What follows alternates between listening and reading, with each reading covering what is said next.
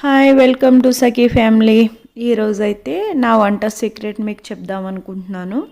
నేను ఎంత సింపుల్గా ఎంత ఈజీగా వెజ్ అయినా నాన్ వెజ్ అయినా ఎలా చేస్తాను అన్నది మీకు చూపిస్తాను రండి. దానికి ఏమేమి ఐటమ్స్ రెడీ చేసుకోవాలో చూద్దాం. ఇప్పుడైతే మిక్సీ గిన్నెలో అల్లం వెల్లుల్లి పేస్ట్ రెడీ చేసుకుందాం. ఈ విధంగా రెండు సమానంగా తీసుకోవాలి. అల్లం వెల్లుల్లి సమానంగా తీసుకుని అందులో కొద్దిగా జీలకర్ర వేసుకుని కొద్దిగా పసుపు కొద్దిగా సాల్ట్ కూడా వేసుకుని ఈ విధంగా మిక్స్ చేసుకుని స్టోర్ చేసుకుంటే 1 వీక్ వరకు యూజ్ అవుతుందండి. ఫ్రిడ్జ్లో పెట్టుకుంటే అస్సలు పాడవదు. వీక్లీ వన్స్ ఈ విధంగా అయితే రెడీ చేసి పెట్టుకోవచ్చు. ఇప్పుడు నేను చేసే ఐటమ్స్ అన్నీ కూడా వారానికి సరిపడైతే యూజ్ అవుతాయి.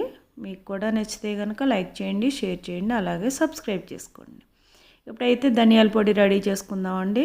ఒక ప్యాన్లో ధనియాలు వేసుకుని కొద్దిగా జీలకర్ర వేసుకుని లైట్గా ఫ్రై చేసుకోవాలి. ఆయిల్ అది పోయకూడదండి. ఈ విధంగా ఫ్రై చేసుకొని మిక్సీలో పొడి చేసుకుంటే సరిపోతుందండి. చాలా సింపుల్, చాలా ఈజీ. మనం రెడీమేడ్ కొని కన్నా కూడా మనం ఇంట్లోనే చేసుకుంటే టేస్ట్ కూడా చాలా బాగుంటుంది. ఈ విధంగా అయితే ధనియాల పొడి రెడీ అయిపోయింది. ఇది కూడా 1 వీక్ వరకు సరిపోతుంది.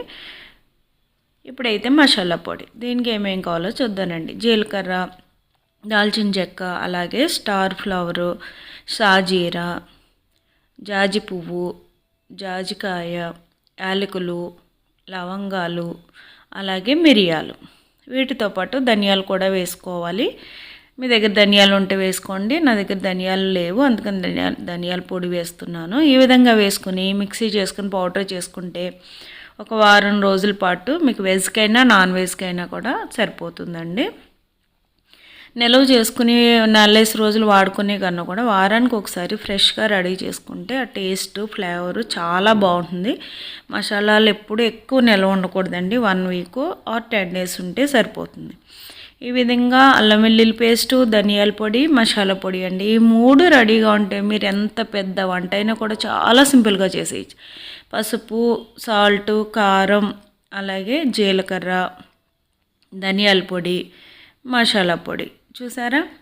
ఇది అల్లం వెల్లుల్లి పేస్ట్ అండి. ఈ విధంగా నేను ఎప్పుడు వారానికి సరిపడి స్టోర్ చేసి ఉంచుకుంటాను. అందుకనే నేను వంట చేయడం నాకు చాలా ఈజీ అనమాట. మీరు కూడా ఇవన్నీ రెడీ చేసి ఇంట్లో పెట్టుకోండి. ఎంత పెద్ద వంట అయినా ఎటువంటి వంట అయినా మీరు చాలా సింపుల్గా చేసుకోగలరు. నా ఈ వీడియో మీకు నచ్చినట్టయితే కనుక లైక్ చేయండి.